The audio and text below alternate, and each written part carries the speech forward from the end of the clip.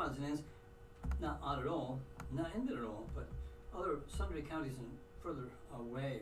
But if you're on the internet, you can always reach us. Otherwise, you have to be about 10 miles from the Chesterfield town center. Anyway, so today, it's the time for the Progressive Soapbox, and without a whole lot of ado, I'm going to turn the mic over to Jamarl. I was going to mention a couple of things. One of them is that you can catch us on Facebook Live, counting down to, here we go, okay, we're Facebook Live now, and also we're going to start recording on YouTube, and starting right now. Okay, and there goes YouTube. So you'll see Jamarl, you won't see me. You kind of close crop the camera so we can get that handsome face and not too much distraction in the peanut gallery. But I want to make sure you know that we have a YouTube channel, and that if you subscribe to it, it'll help us a lot in getting some establishment there. We get to 1,000 subscribers, we can actually begin to sell ads. It helps us in our search for funding that keeps the nonprofit going. Nonprofits are, of course, by nature, not profitable. So you make up the difference. I make up the difference. And different people, under different influences, make up the difference. So very much looking forward to you all doing that. And of course, some of the things we do are this show, but we also have a very strong interest in women's quotes. Famous women, or if your mom said something clever, you can send it in and we'll start repeating it. Women had amazing things to say, and we find that they're underrepresented in many arenas, and certainly in the media. So, if you have something that you would like to quote, or you have something you'd even like to call in and read to us, we can play you over the air. Leave out the invectives, and we can take it from there. Doesn't have to be perfect. In fact, I like the idea that it's done by people from their homes, from their mics. In fact, we are about the moment and about the day-to-day, so we don't mind at all being identified with that. We definitely are passionate about creating inclusive community. And if you'd like to add your voice, send an email, or you can join us on social media, the Work FM, and we'll record you, and then you can be represented. Your mother, your famous woman, can be represented in social media. So that's my bit about women's quotes. We're also very interested in pushing the census. Make sure that you find out where you can to support the census. Huge thing, only happens every 10 years. If we don't get represented, all the formulas for the next 10 years are based on the census. So we want to make sure that you're in there and everybody you know is in there, because it's democracy and numbers really make a difference. Also, we'd like to send out a shout out to the Thrifty Quaker. As you know, they have supported us over the years and they've never slowed down. They're on the corner of Coalfield and 60, in the very corner of that shopping center, and they're a thrift store that gives away their profits. Well, what a novel idea. I mean, they're not saying it's good or bad, but it's novel, and I think it's pretty cool, but then, that's just my opinion. So, anyway, without further ado, I'm going to turn the whole thing over to Jamarl. He's the one you tuned in to listen to, so...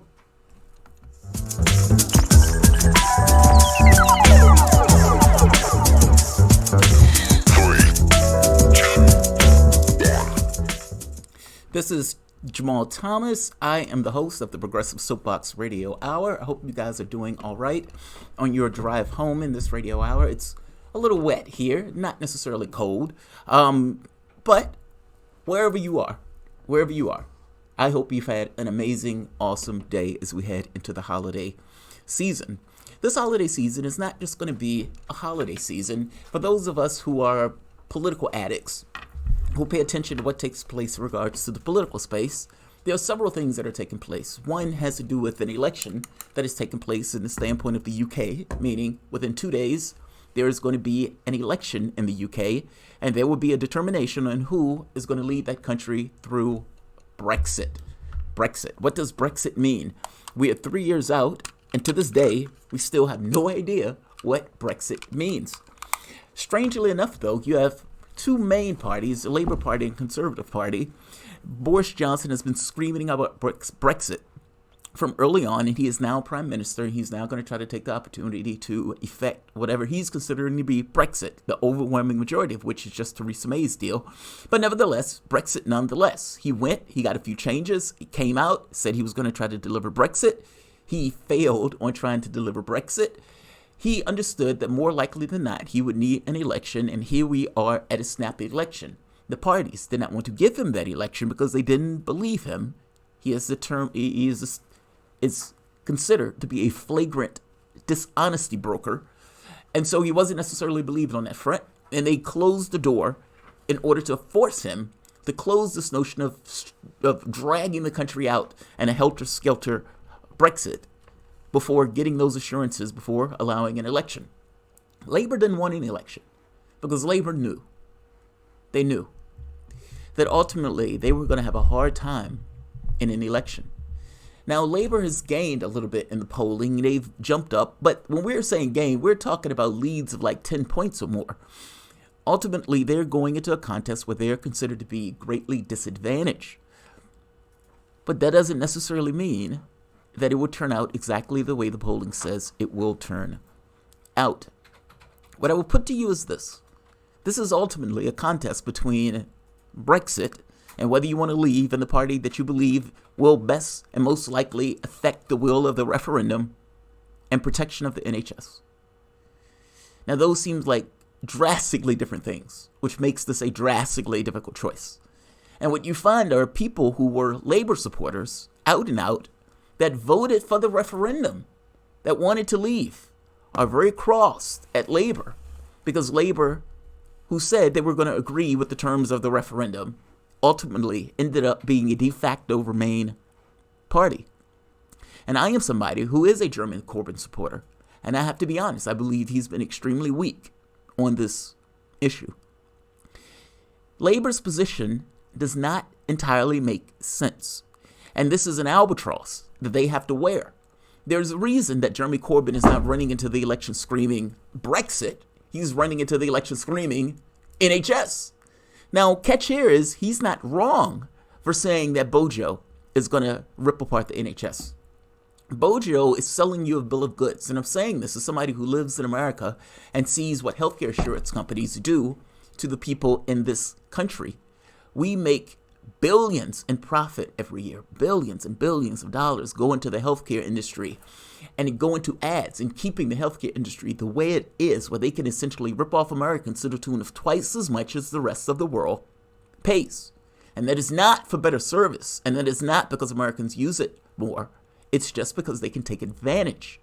You have cancer, pay me. You have AIDS, pay me. You have some other disease or infirmed body part, pay us. And this goes to the doctor, to the insurance companies. And this, for the most part, is oppressive in the sense of us as the American public. You can almost even consider it a tax. In the same way we have to pay for our car insurance, to some degree we have bodies that have a tendency to break down. And as a community, as a society, we can come together and determine a way that's sane and reliable to pay for that care. That's not what we've been doing, though. We've been allowing private enterprise to run roughshod in this industry. And the American public, you can argue back in 2008, was sick of it. And I would argue they're that much more sick of it now. Why am I talking about the United States when I'm bringing up the UK? I'm talking about the United States when I'm bringing up the UK because I'm making the point to you that if Bojo has any deal with the United States, everything is on the table. They've said as much. Trump and the Republicans have complained that you guys have been skating and getting high off the hog off of things that we pay for. This is the way they think.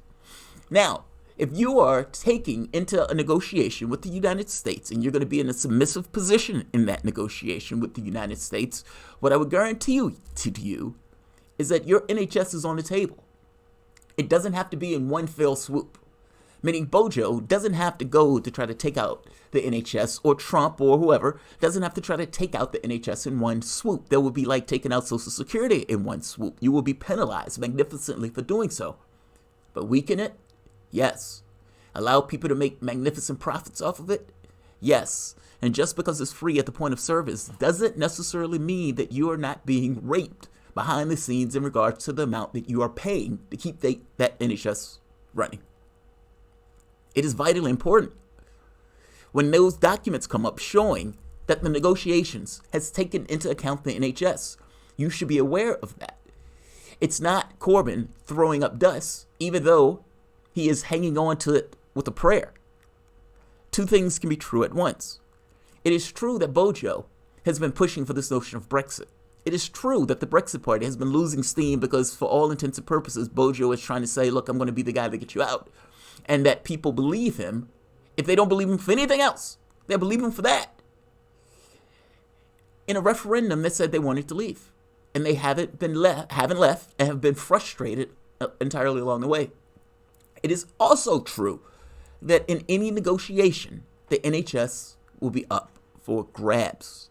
And again, this doesn't necessarily mean that they end free at the point of service. It does mean, however, that the amount that you pay, especially for drugs or even for services, will go up. Just be aware. I'm not telling you that you should, vote against your interests if your interest is Brexit.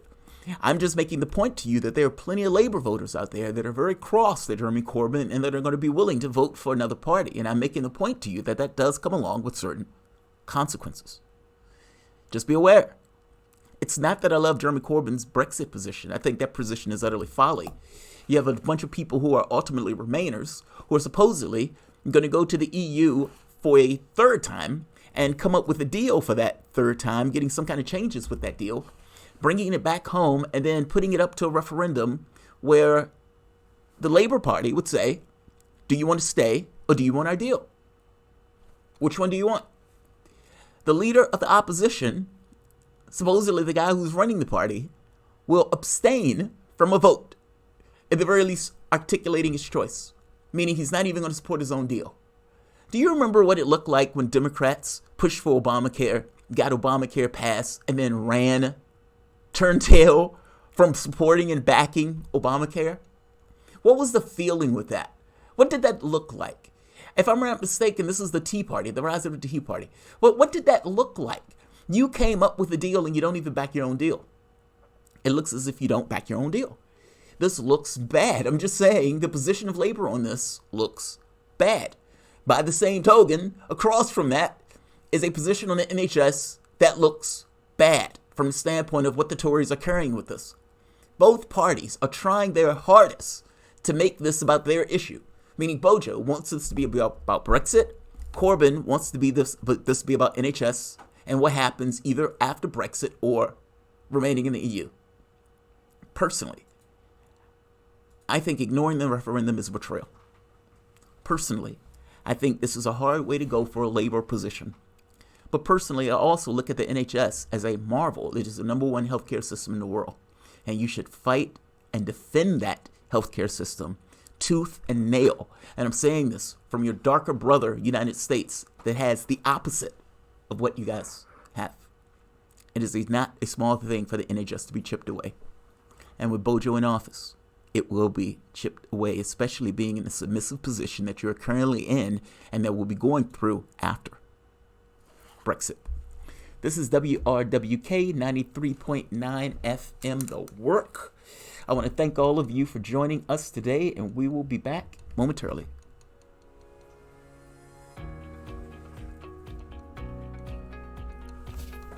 You are listening to the Progressive Soapbox Radio Show with Jamarl Thomas. Tune in live every Tuesday at 5 p.m. Eastern here on WRWK 93.9 FM. You can also always listen live online at theworkfm.org. That's WORKFM.org.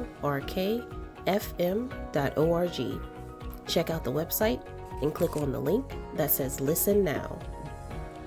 If you are enjoying the broadcast, please consider underwriting this show or one of the other great shows aired here on WRWK 93.9 FM, your radio station of, by, and for the people.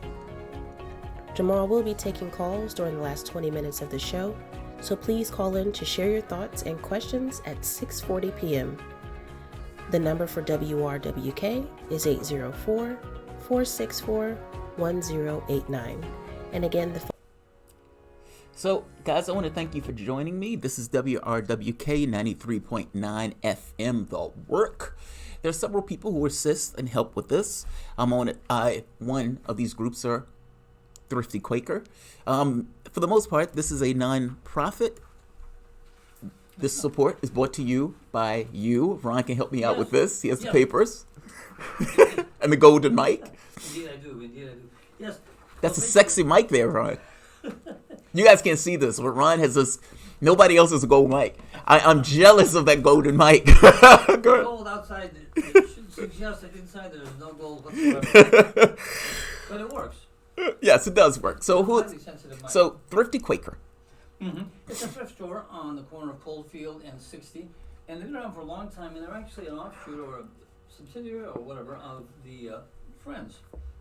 Midlothian Friends, they have their meeting in Powhatan, but they're the Midlothian Friends, and they have a thrift store where they give old goods new homes, charge a nominal fee to do that, and then whatever money they have left at the end of the month, they give it away to a nonprofit of their choice.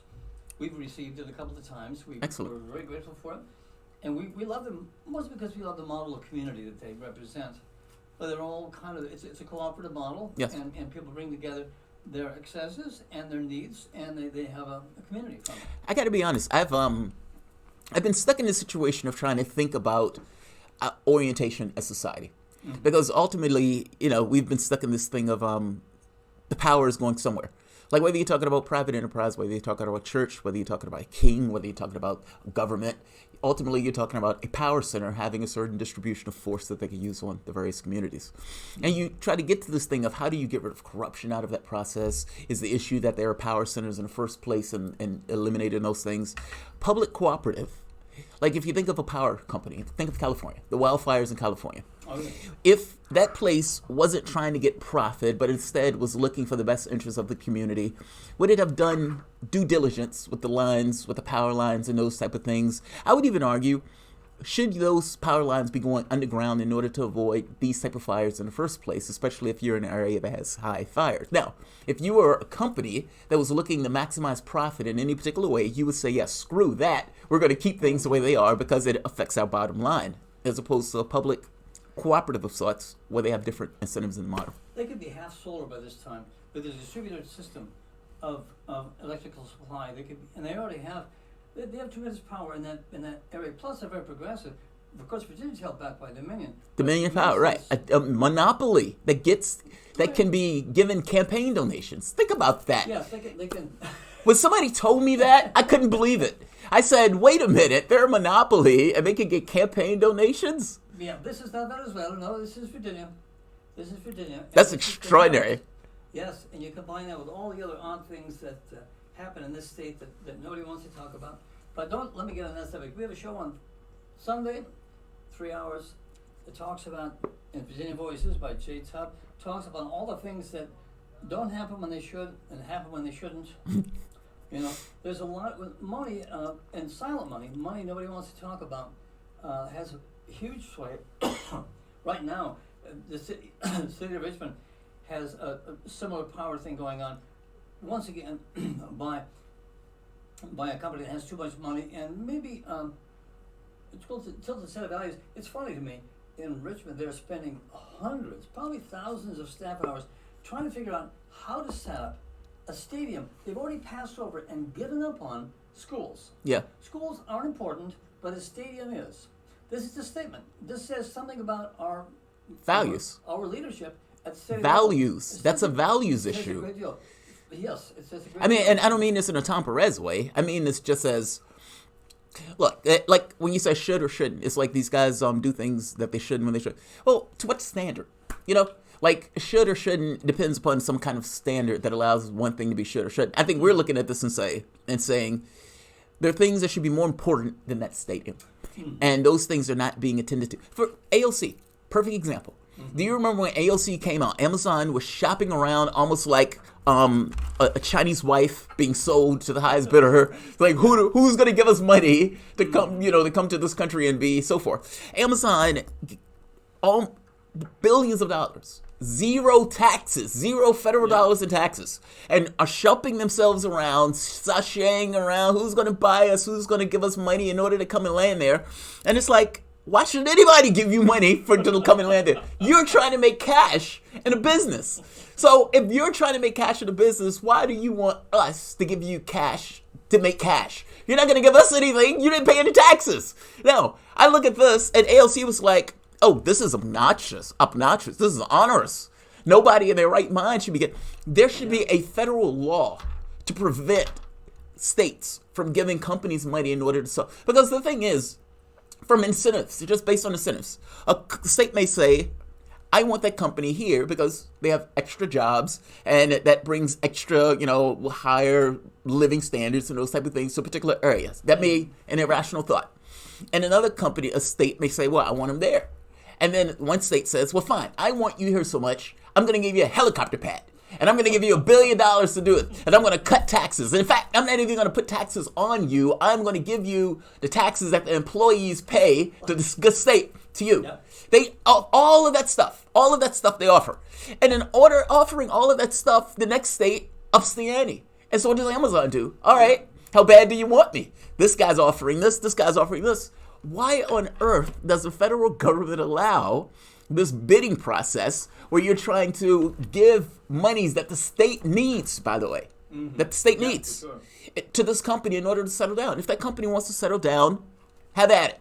This is capitalism. We're not giving you any favors in this front. This is the way you treat everybody else. If a capitalist opens the door for you, he's going to charge you a nickel. Well, same thing. We should not be paying for this. This is absurd. She says no.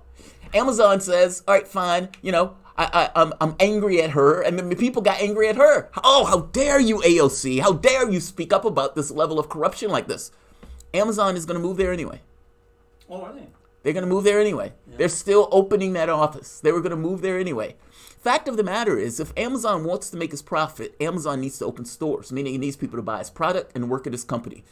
They are not, full stop, not going to stop doing business if you stop giving them money favors in this way. Sure, they're just making deals. They take advantage. Yeah, it's like playing poker. They have a hand and they play it. Yes. And if the cards aren't so strong, then they just back off a little bit. It's all based on incentives, though. I mean, from the standpoint, the state is acting with gross incentives of we're going to give away all of this money and everything else to these particular companies in order to get them to move here. And it's like the next state has to up the ante. It's all with the upping of the ante thing of trying to create sweetheart deals for those companies to move into a particular place. And that only happens if the bidding itself is allowed. And I'm saying the bidding in this case should not be allowed. Yeah, this one government because it becomes an influence auction. Yes, that's exactly what it is. Yeah, it's an influence auction. It's just, we may as well move to Venezuela. Or Chile, someplace you want to name that where the business runs roughshod over democracy. And you just have to kind of take what comes. I think it sounds like a very unpleasant place to live myself, although I would like to learn Spanish. Aside from that, I wouldn't want to go to a country where we have made sure that the business is preeminent and everything. Business is good because it provides jobs. When business cuts into people's lives, you probably ought to take a second look. But the role of business is not to produce jobs. That's always the sticking point when I talk to people. I try to make the point to them that company is only opening to make profit. Everything else is secondary, even what it does. McDonald's is not in business to make hamburgers. McDonald's is in business to make profit. And in order to make that profit, it just so happens, unfortunate to the business owner, the capitalist, has to hire staff. If McDonald's could hire a robot to do exactly what those employees do and pay that robot less, or it costs less, it would do it in a heartbeat. Yeah. No, you're right.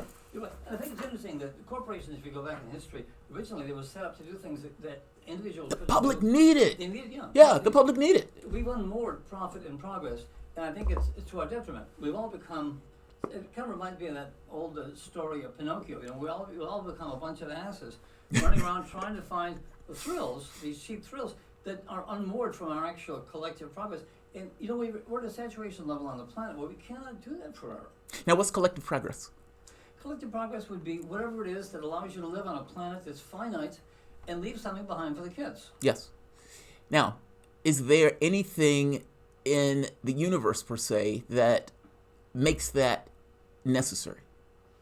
Only one's own scruples and desires to show gratitude for the fact of existence, and a lot of people don't have that. A lot of people think it's me, and you can just go find your own. And I think that's a level of existence that you'll find in the jungle, even in the jungle. It's totally functional. I mean, take somebody who makes $1 billion and wants a second billion. What on earth do they plan to do with the $2 billion? What about the $100 billion? $100 billion. And you know the wild part? The people who are $1 billion poorer die sooner.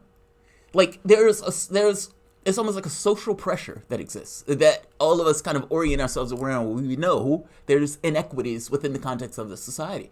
And it's unclear on whether that's entirely from a monetary, inequity, whether that's just knowing that the society is unequal. People tend to die sooner. I mean, it's...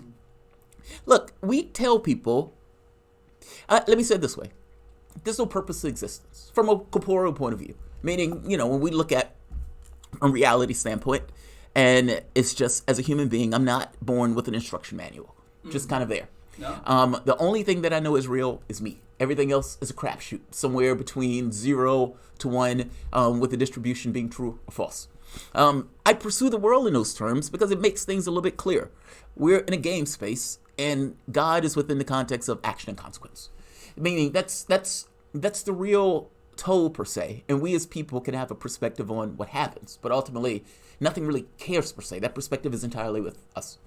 My objective is to try to get as many people on my bandwagon to say, yes, I agree with you, and having that distribution of people to be able to affect some sort of change. Mm-hmm. But I accept that people will have points of view of the world that are unsustainable in some respects. Mm-hmm. And with you, so don't misunderstand me. I'm not disagreeing with you. I'm agreeing with you. Like, when I look at this stuff and I'm like, God, that guy is sick in the head. He believes that he needs $100 billion. And to have a society that gives it to him. The catch here is the guy's not wrong in the grand scheme of things. Ultimately, his society from the day he was born told him this is a good thing. This is what success looks like. And you, having more than everybody else with $100 billion, you've earned it. Well, he's been supported in that narrative. Yeah. And the whole thing of you've earned it, they've internalized it. I mean, Bill Gates. All of a sudden, I deserve it. I deserve it. I deserve to have $100 billion. The difference. And you don't. Right, and you know, I've done something meritorious. Now, the wild part is, it's not so much that I disagree with the meritorious part. I agree that society, especially if we're looking at, like you would say, progress. Because, to me, progress is growing sustainably on a planet with a system that is rational. And I mean rational from the sense of cohesion.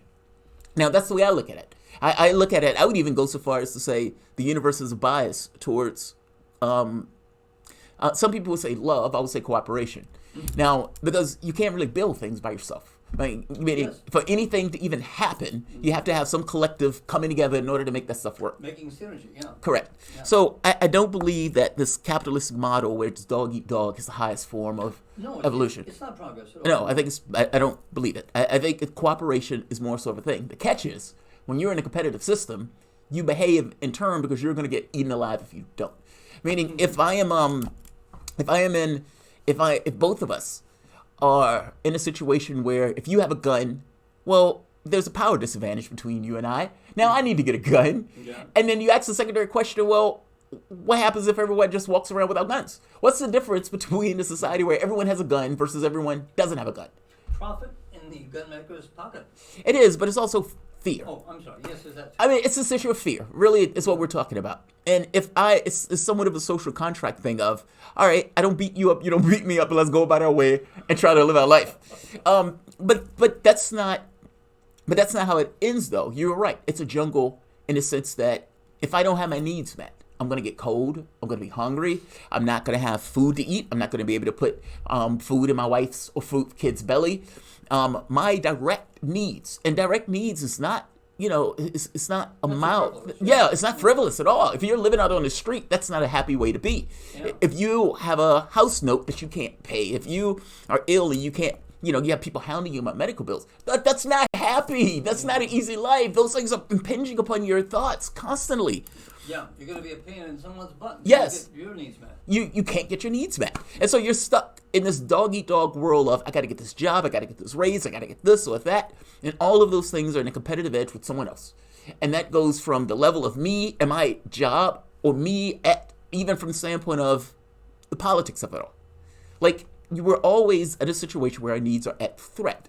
And they use that if you listen to politicians. I'm going to merge jobs here. Why are they saying that? They're getting at this notion that you not having a job is effectively you not having a life.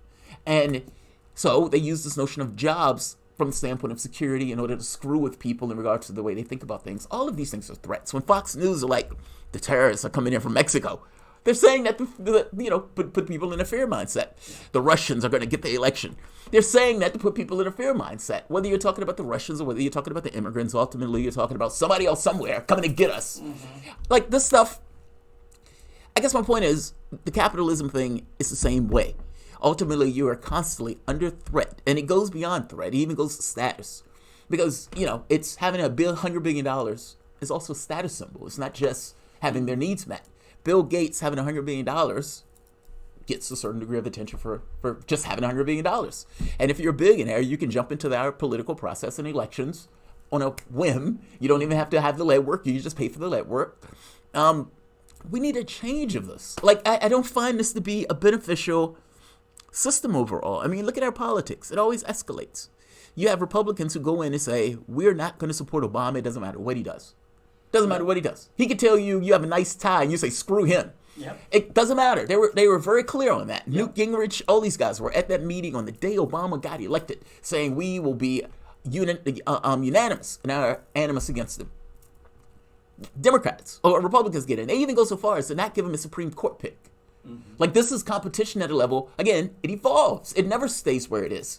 And then you have Democrats who say, we're not going to accept the election results of Clinton losing. Now, then they're going so far as to try to impeach Trump. Now, you may agree or disagree that Trump did something wrong. Fair enough. But to remove the president when you have 1 year to go for an election and all of the political consequences that will be wrought from that, I think that's problematic. I know I had a conversation with my mom earlier today, and she hates Trump. Hates him. Yeah. Hates him. That's a big. Yeah, I get it. He's love. Right. I get it. I dig it. And she was like, yeah, they're putting the articles of impeachment out, obstruction of justice, and I forget the other one. And I say, and this ends up in an hour conversation where I know she's like, God, I shouldn't have brought this up. And I make the point, I say, you realize this is a circus, right? I mean, If you were living in a cave and you found out that Trump got impeached, does it help you? Does it change one iota? And she says, and I said, to be honest, I said, Pence is worse. And, having the conversation or listening to Nancy Pelosi where she's explaining why she didn't impeach Bush. And she's like, I knew Bush was lying. She says it outright. I knew he was lying. I was part of the Intelligence Committee. That was obvious, yeah. He and Cheney. She's right. She said, I knew he was lying. I knew he was cherry picking the information. And the point becomes, well, if you knew that, why didn't you impeach? She says, I didn't want it to be a funhouse. Meaning, they impeached Clinton over a sexual act. Let's keep it PG. Mm-hmm. And it was just nonsense. And she says, I didn't want to have the same thing happen from the standpoint of Democrats going after the Republican afterwards.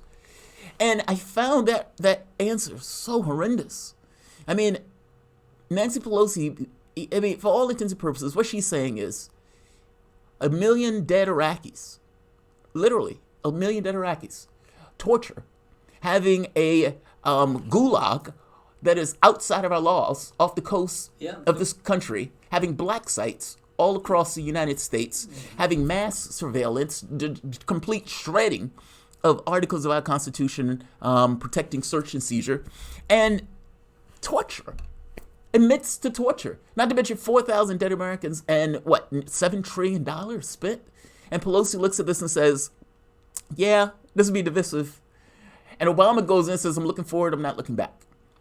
And I tried to make the point to her, you have all of that. And she says, that's okay. Wait, Trump and this Ukraine stuff, I can't abide that. And I'm like, this is a circus. This is a circus. The Republicans are not going to budge. They're not. And I have to be honest, if you don't even have me and I can't stand Trump, then you've lost independence. Like, it's not, it's just not pertinent. I could show you an article came out in Time magazine. We're moving around, so forgive me. But an article came out in Time magazine, I think it was December 4th.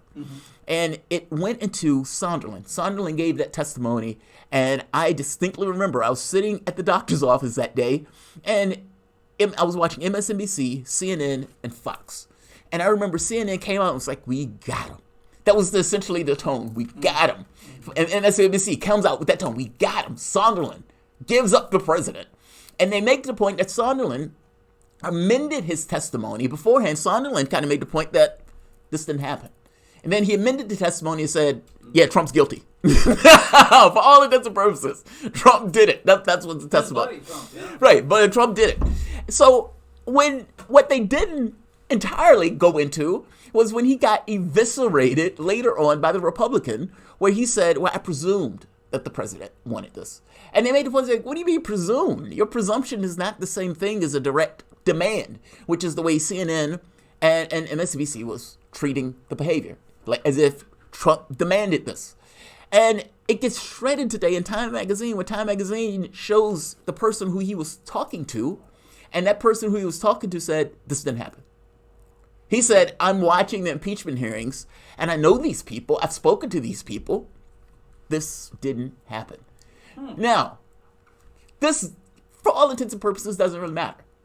The impeachment hearing is a circus. It has more to do with political theater than it does with the reality of events. And from the standpoint of Democrats, I got to be honest with you, this seems like one of the worst possible endeavors that you could have went into. The reason I say that is it's unpredictable in its outcome. Ultimately, you had a president that was failing at his job. He was in crisis mode from everything from the standpoint of foreign policy, going from one failure to the next. Failed coup in Venezuela, failed to take down Iran, failed in his trade war with China, failed in that tax cut, and maybe not failed in the sense of giving all that money to the top class, but definitely failed in the context of having that money to in any way make the lives of the people at the bottom better. In fact, he put $1 trillion on our backs that we are going to ultimately have to pay off. And our kids. Yeah. And my taxes, my wife's taxes have gotten worse because of it. Like, meaning the tax cuts that ordinary people were going to get, Trump got rid of those in order to give that money to the trillionaires. Not to mention the farmers in Iowa and some of those Mideast places who are angry at him because of the trade war with China. Said, fine, we'll buy soybeans from somewhere else. And they lost all their business. Yeah. Now, that's a president that failed. Across the board. Outright, utterly, entirely, definitively failed. He doesn't admit to it, but he failed. You know. Oh, he doesn't have to admit to it. No. That's the indictment, and that's the case that the Democratic Party supposedly is supposed to make. Meaning, you gave this president a chance, and he said he was going to do all of this, and he failed. But that's not the conversation we're having. Our conversation is they're trying to impeach the president, and this is going to go to the Senate. And Elizabeth Warren, Bernie Sanders, Kamala Harris, Cory Booker are all going to be stuck in the Senate as opposed to being on the campaign trail while they're going through the articles of impeachment in the Senate, in which case that is going to be a case, being a law thing, and the Republican Party will have control of the House. Now, if you didn't get any of those people, Republicans, in the House, you're not going to get him in the Senate, and he's going to walk. And the $130 million that Trump made in the third quarter will be replicated in the fourth quarter as he's screaming at the height of his lungs that I was trying to clean the swamp. He wasn't. He was putting monsters in the swamp. And Joe Biden was crooked, and I was trying to look into it. He wasn't. Now, ultimately he was using this in order to try to further his political ambitions. I don't believe he was looking into it from the standpoint of a functioning government. I don't buy that in the least. I don't think anybody should buy that. But whether he should be impeached is a second decision, and that's a political decision. That's not a legal decision. As a political decision, they choose what they want to do. And I would make the point that the last thing you would want is try to rip a president out of office when you have a year to the election, as opposed to making the case and getting him to lose. Him losing is far more important, infinitely more important, as opposed to some level of impeachment thing where you try to rip the guy out of office. And since it doesn't seem like you're budging the public, it doesn't seem like, they're moving the needle, and not just not moving the needle, it seems that they're public that would have potentially been angry at him for failing is now supporting him because they feel they never supported their candidate. He's under attack. Yeah, he's under attack. We're going to support our guy. It's the Obama thing. You have all of these people I had a guy tell me one day. O.J. Simpson. Kind of. I mean, I had a guy tell me he's African American. He said blacks weren't ready for a black president. Now, his argument was we didn't have the ability to criticize Obama. Now, I don't think it's that we didn't have the ability to do it. You didn't have the space to do it. Republicans were attacking him relentlessly. Some of the stuff we felt was racist. And in attacking him with that stuff, you have no leeway in order to criticize him for bad stuff that he's doing, in which case you reflexively defend the guy who you feel is being attacked and vilified. It's the right strategy. It's a strategy. Well, Bill Clinton leaves with 70% approval. And I always ask people, what was the reason that they impeached Bill Clinton? They tell me. I said, what was the reason for the case? Many people can't remember. Whitewater, the investigation. It morphed into this other stuff, into, Look, we've been moving around a bit, and I was going to talk about the Trump impeachment thing, and maybe I guess we talked about it a bit. I don't agree with this. I think it's not being done. I think it should have been done much slower. Like with Nixon, it took like 18 months. Yeah. I think it should have taken longer, and they should have had a more thoughtful debate. Unfortunately, people got shrill right away, screaming at how they were being mistreated here and there, mistreated there. I think the level of discourse has descended so far, and for some reason that I can't understand. The guy who's running these hearings, when somebody infers that his people sitting to him are lying through their teeth, yes, I would have said, "I'm sorry, you're going to defend the remark, or you're going to withdraw it." But the thing is, Adam Schiff, and the last one was lying through his teeth. The Washington Post called Adam Schiff on that. Adam Schiff kept saying he didn't know who the person was. He didn't talk to the guy, and the Washington Post pointed out 3 Pinocchios. This guy's not telling the truth. I think it's across the board, though. I heard a lot of land-based legal people that was just totally went without comment. Yeah. I know if that had happened in the Senate, Little Mitch would have been pissing on his pants to say impugn. Yeah. Right? I don't see why it was allowed to go on. To me, it was all a big charade, because we know in government, probably 10,000 people are totally aware of exactly what Trump did his entire life, the consistent man. He's been consistent his entire life. They know exactly what he's done. That maybe that didn't reach the public, but lots of people know why we're having this impeachment that leaves out any salient details. I don't really get it. To me, it's just a political charade. So there are 2 points. I think he did something. They hated him from day one, and they wanted to get him out there from day one. Oh, I don't think that was the case. I think you don't. They thought he was lying. What was the Russia stuff? The Russia Gate stuff was the whole attempt at trying to get him out. Definitely involved in the election. It's involved in this election, and Mr. refuses to put any money into watching it happen. To be honest, I don't know that. I know that that's the narrative that they've pushed and pushed hard. No, it's been a part of the. Anyway, go ahead. I mean, I'm just saying. I know that that's been the narrative that CNN and MSNBC and even the intelligence services have pushed. Fair enough, if they want to think that. Is it beyond reproach that they would do that? No, it's not. I think big governments engage in these type of behaviors. We're so probably doing it ourselves. The thing is that we really depend on trust. Russia doesn't. Russia is totally based on violence. So we depend on trust, therefore Russia can easily take advantage of us because we really need trust for it to work. And that's how it's possible for really bad intended people to take over the system, or at least destroy it and make it fail to function. Now, we depend on trust. What does that mean? That means we depend on, for instance, when the president says something, that it's actually a fact, and we don't have to go back and find out it's not a fact. When he does something, and this goes across the board, when the Department of Energy is run by a guy who detests the Department of Energy, we can kind of guess that whoever appointed him and whoever approved him probably detests management for the public good. Okay, that's okay. That's what you mean. Across the board, public education, now, drugs, you name it. Now, why don't you believe that Russians don't depend on trust? Because Putin doesn't use trust. I mean, the Russians individually, probably door to door, neighbor to neighbor, depend on trust. But if you want to have a large amount of money, you give that up and you go into the jungle and you carry a saber and you have a bunch of bodyguards and you watch someone following you around because people are shot in broad daylight or poisoned in broad daylight all the time. Now, people disappear in Russia on a regular basis, more so than they do even here. Even here. Now, is it fair to say that our foreign policy, I guess the violence thing, we've knocked down multiple governments, not to mention the rendition where we would jump on the street, grab a person, burlap sack and take them to a black site. It doesn't seem to bother us to do that, nor do we always include that in our conversations with one another. So we depend on trust for one another, but if it's outside the borders of this country, It's the jungle. Believe me, they did not ask my permission, and I don't think we gained a damn thing by doing that. I don't think we gained anything by doing that. It's not so much that I think you think we gained anything from it. I guess I'm asking, how does this fit within the context of... Oh, it's a betrayal. That's a betrayal of the U.S. That's a betrayal of the U.S. But is it fair to say that betrayal has been going on for a very long time? And yes. if that betrayal has been going on for a very long time, is it still betrayal? Like if you and I were in a sexual relationship, and in this sexual relationship, you find out that I had another woman. I mean, clearly we would have to be in a gay relationship, Yeah. and I am sleeping with you with another woman. And you know this going on for 50 years. We've been together for a long time, 50 years. Is it still betrayal at that point?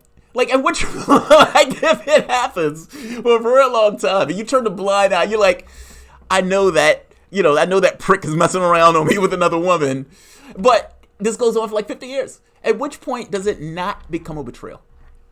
I think one has to say that as civilization slogs on, we look for ways that work and ways that don't work.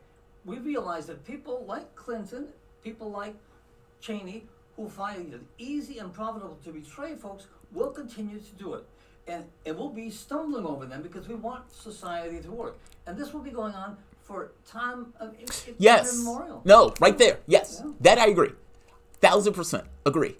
I often say Ned Stark's got his head chopped off. And I often say that it's a grim analogy, but it's apt. It's the Machiavelli thing. Good people have a tendency to be suckers. And in being suckers and being naive, they lose. The bus coming through the tunnel is a moving bus. It's not this kind of light at the tunnel. Gorbachev, who tries to make ends or make appeasements with Reagan, gets screwed over. Yeah. And if you listen to him, it comes out of him. It's like Reagan was working with the oligarchs to take over Russia. But see, I think Reagan might have even been earnest, but it didn't matter. The people who came behind Reagan, not so much. It's hard to imagine him being earnest when he was selling money to Iran and selling it to people who would chop off heads in South America to destroy democracy. No, that I agree. It's hard to take him seriously as a legitimate political actor. No, that I agree with you. He's an actor. No, don't misunderstand me. I don't mean in the sense of he clearly represents a class. Yeah. Clearly. Yeah. So that's not what I'm getting at. I'm getting at when he was talking to Gorbachev and trying to detente. He was good. I think he was serious Yeah. on that. Now, the people who came behind him were not. were not. Mm-hmm. And when, because Gorbachev there was a deal that was made by the United States that they would not expand NATO or take advantage of the Soviet Union when they go bust. That deal was real. And Clinton came in and entirely ignored that deal and continued to expand NATO in the other countries. Again, suckers. You thought that we were going to come to some kind of agreement with you. Not so much. I guess I'm saying betrayal in a sense. We have a tendency to drop the context of what we do abroad and around the world when we're talking about issues around the world. Mm-hmm. And it's not so much that I think the people around the world are doves. I don't think that at all. I think they're all vultures. But we're also a vulture in this particular game. And that's the way I look at it. It's like this guy has a sword, this guy has a sword, and the guy who has a sword is trying to find a bigger weapon in order to get the advantage over the other guy. And we do this economically, we do this militarily, all that stuff. And we have this, and we say, all right, somehow this is going to come to ends that doesn't involve destruction of the world in these kind of war game scenarios where one side tried to up the ante on the other side. Yeah. The missile gap. Oh, there's a missile gap. There's a missile gap. There's a missile gap. We need more missiles. Of its own. Yeah, it takes a life of its own. Yeah. If I'm in a game space and I acknowledge that this is the game space that I'm in and that my job in this is to somehow win, whatever that means in the context of life and politics and economics. In the moment. In the moment. Long term, just in the moment. Right, it's not even long term. Yeah. And you make moves on that on this kind of geopolitical front and this economic front. And sometimes these things work in tandem with one another. Often they work in tandem. Yeah. You knock over a country, you want the geopolitical influence, you get corporations to go into that country, expropriate the resources of that country. They give you campaign donations so you can do the exact same thing. You do it again. Yeah. And you try to control the world in this case, and you have opposing entities that don't want to be controlled. Now, those opposing entities that don't want to be controlled at this point, the dictators are horrible people. They don't wash their hands, et cetera, et cetera, et cetera.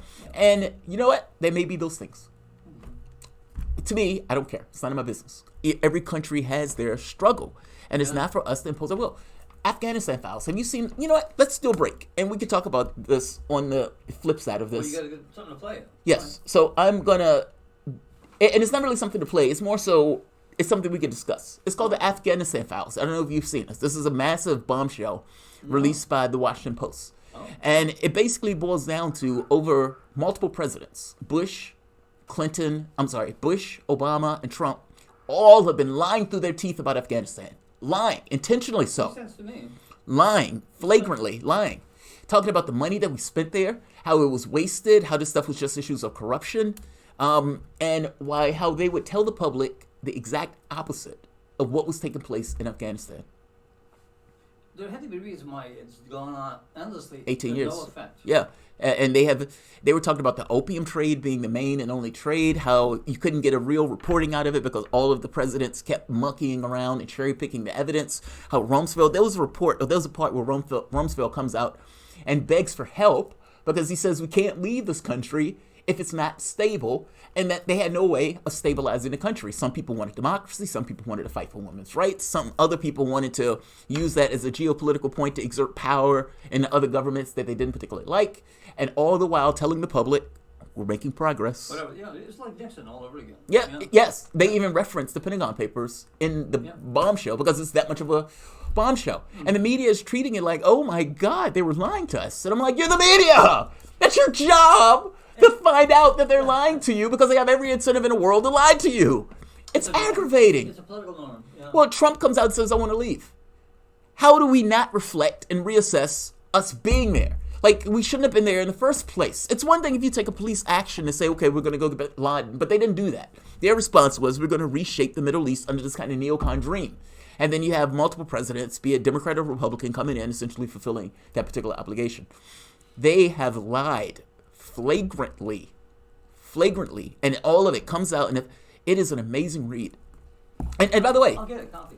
and it's a Washington Post, and they even basically what it boiled down to is there was a document in 2008. Congress comes in and Congress gets them to do a review of waste and fraud in Afghanistan. One of the gentlemen, I think the guy named Scopel, has a side project initiative where he dumps money or puts money into figuring out what went wrong. How do we screw this up? Well, what a guy. Yeah, and figuring out how we screwed this up, talking to the various people across the board. Afghanistan, people who are in the military, people who are contractors, across the board. What went wrong? And anger, frustration, feeling like we don't know who the mission is. We don't know who the enemy is. The Pentagon doesn't even know who the enemy is. It's like we're paying, jihadists and warlords. And in paying jihadists and warlords, we also have the Pakistanis. We have the CIA who's backing their own. The proxy wars. Yeah. And the people are like, who are we supposed to be fighting? Are we supposed to be fighting the Taliban, the Pakistanis? Like, who are we? Like, who's on this list that we're supposed to be fighting? Oftentimes, they were unclear. They were either unclear on the mission, all the while dumping tons and tons of money into it, which essentially bred corruption. And what they were saying was everything that they did ultimately backfired. So it's like you would dump money. They were at one point they had one of the contractors, well, the USAID, I believe. He said he had to spend $3 million a day in what amounts to a district in the United States. Now think about that. Think about Chesterfield. And if somebody says you need to spend $3 million a day to build up Chesterfield. Now, we're talking about a place that had mud huts and no windows. And this guy... Yeah, right. I mean, that's an astonishing sum of money. And they were only doing that because, again, they were trying to get a good result. And they wanted to tell the public, see, look, this is our success story. We have the ability to reshape this area. And no president wants to lose a war. None. Every incentive in the world is to lie, especially when all of this stuff takes place in the black. And so that's what they did. And the media didn't push all that much. I mean, you had New York Times in some of these places, but it was always after. Like, the New York Times could say, yeah, Obama was supporting terrorists and spent $1 billion in Syria. After. Or with Libya, Obama spent billions of dollars in order to pay jihadists in order to attack the government of Libya, and then turns around and says, hey, we need to protect those people from Libya and their protests. Well, you find out later, some of the jihadists that were going to topple the government were paid by us exactly to do just that. Meaning to create chaos where the government responds and then automatically the U.S. comes in and says, well, we need France and Britain to help us destroy that country and bash it to smithereens. But they always said afterwards. Like, it's almost as if we know this, but we're not going to say anything and broach the subject until after it has taken place. And that has happened in the New York Times over and over again. I appreciate this because this war is still going. And what I would wish... It's not really a war, it's a profit center. Yeah, it's a profit center. I mean, ultimately, you have contractors, you have people who are putting their weapons and missiles and buying every bomb that you use is a bomb that you got to buy. Yeah. And so you have various political actors has every incentive in the world to do this. And so does this have some reflection on, at this point? Like, is there something where the public says, you know what, Trump's right, we need to get out of Afghanistan. This is a waste. This is a boondoggle. We shouldn't be wasting our money there. Or do they just hate him that much where the very act of trying to get out of Afghanistan is loathe? Like they're loath to do it just because Trump wants it. Kind of like the Obama effect, where Obama says, I want to shut down Guantanamo. And they're like, yeah, screw that. We don't want to do that just because you want to do it. It's like, dude, but the public, like 80% says we need to shut this place down. Yeah, screw that. It stinks of you, and so we don't want to do it. And if so, that is a sad place to be. Yeah, I don't know that I saw that so much. Personally, I was perplexed and distressed that he was bargaining with the Taliban. Who are you talking about, Trump? Government. Yeah, not the government, but the Taliban. But the problem is, if one of the things that came up in the papers was that we were supporting the people who we were supporting, the warlords and all this other stuff, as they were trying to train the military, the people were never up to snuff. Like all of the objectives that the Obama administration and Bush and all these that these set were absurd. I mean, it was like it's this military. The moment that we leave is going to collapse. Yeah, they were never done in good faith. I don't know. I think once you get into a situation like that, it's really difficult to get out because it's been going on for thousands of years, and these people have blood on their hands going back generations. And it's hard to get them to say, forget about that, let's start over again. But it's not thousands of years. Afghanistan didn't look like this in like the 80s. I mean, literally, it's been thousands of years. I could show you what Afghanistan looked like before the intrusion from Russia? Into that country. Yeah. No, not from. No, you're thinking. I'm sorry, the 80s, before the 80s, going back to like the 50s and the 40s and so forth. Afghanistan didn't always look this way. This was nice at one time. Yeah. I mean, I guess my point is, I've heard people make that argument of, oh man, these people have been fighting forever. But that's not necessarily entirely true with Afghanistan. I'm just saying that it was the intrusion of Western powers. In our memory, yes. But going back to like the 50s and the 60s or whatever, it wasn't always that way. I need to fact check myself on this, and I don't have time to fact check myself on the air. But I am almost certain of this point. We shouldn't be there. No, I think you're right there. Yeah, we shouldn't be there. I don't disagree with that. How you get out is the question. It's kind of like, should we leave, sir? You leave. Dumping the Kurds, or should we leave by saying, let's find some, maybe there's no honorable way out? I don't know. I mean, look, I believe in lines of logic. Meaning the moment that one thing happens, other things happen just almost as a consequence. It's almost like, God himself commands it. The moment that you go in, there is no, easy way out. Like there is no clean way out per se. Yeah. Ultimately, you leave. I mean, and I'm not saying, and I got to be honest, politics gets involved in this so much. Like if my name is Donald Trump, I would welcome a deal with Bashar al-Assad in order to make the best deal for the Kurds and leave. Mm-hmm. That's what I would do. Oh, we should leave. Now, if I was in, however, the politics of it says, oh my God, you're a Putin puppet if you ever talk to Assad. And so the best outcome in this is out of reach from the standpoint of Trump. Because he automatically would be called a Putin puppet for trying to even make that deal. Missing the fact that they made the deal with Assad anyway. They had to do it just to keep their lives at stake. The same thing to some degree is true with the Taliban, right? I am not bothered that much by Trump making a deal with the Taliban if it allows the United States to get out. And at this point, you've allowed that group to grow. That's something else that was talked about in the report, how the Taliban was able to expand its influence based on... our reviews. Yes. Well, and also with the killing of the opium. Like, because the Brits would pay these guys to get rid of their opium crops. And so they would grow their opium and get rid of it.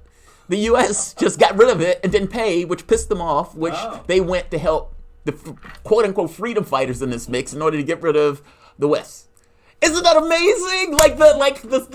I don't know why they thought that the guy at the quote out under it, he says, I don't know how so many people could act so stupidly. Yeah, how to make something fail. Somebody had to put a lot of money to make it fail that well. No, it's their ideology. They look at this and they think, I'm so good at chess, geopolitics, that I can manipulate the pieces in order to come out with a successful outcome. I would argue that's utopian. I don't think I'm that good at geopolitical chess. My thought is, I stay out. That didn't happen. There is no clean way out. That's the catch. Us being there is the problem. Us being there is the problem. We're the irritant.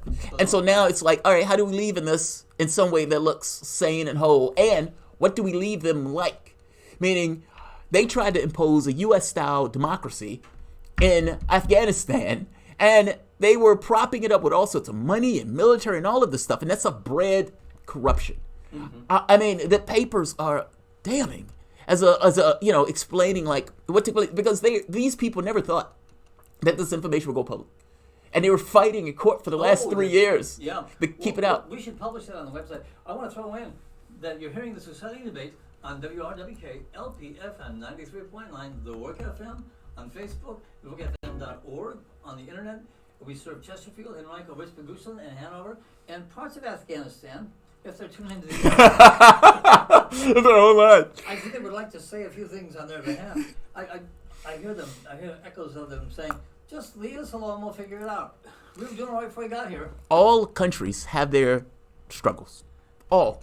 I mean, should Russia have invaded the United States during slavery in order to free the slaves? And, would that have been something that would have been a great thing to do, considering that the United States read the book when you write it. Yeah. Evolved on that issue?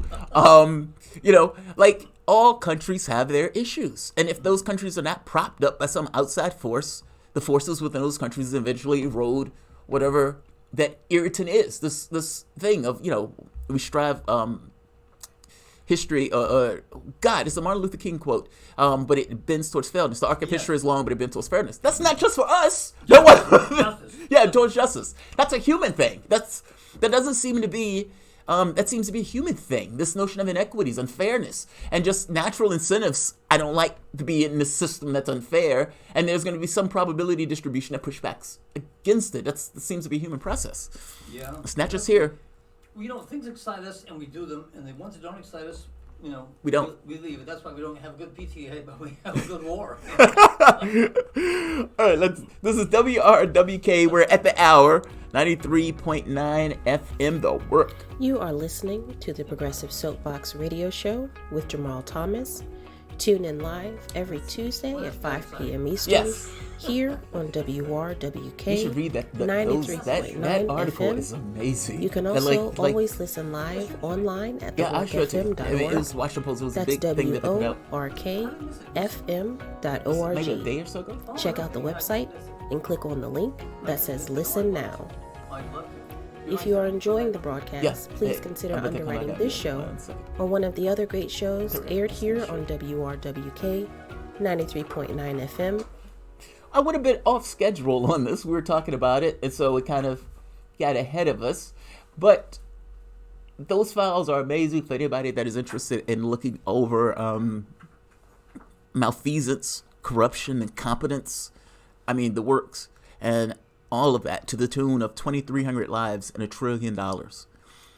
We shouldn't be in that country. It's time to bring our guys home and throw those guys a parade and call it a day, and use this as a certain degree of reflection when we're looking to invade and take down another country.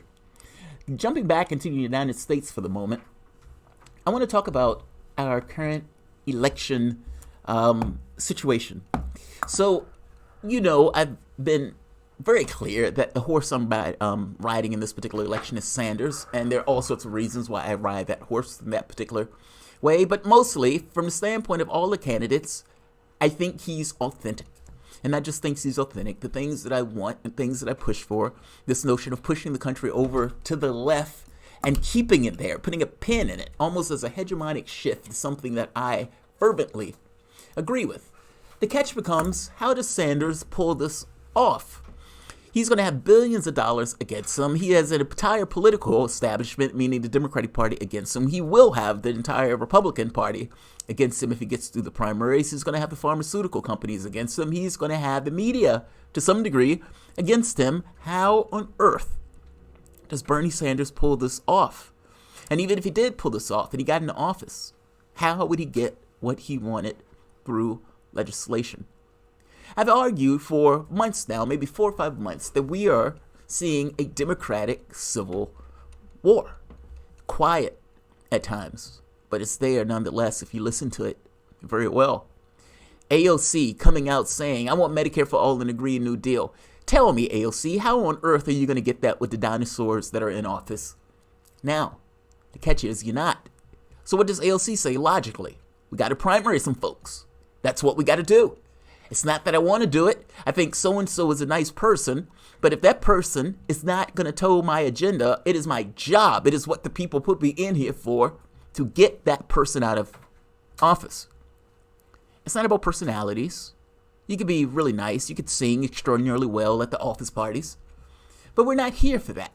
Our objective, the thing that we are here to do, the thing that we strive to do, that we were voted in the fires of a public election, public choice, that we were put here to do, is get this legislation agenda passed. In order to do that, I can't do it alone.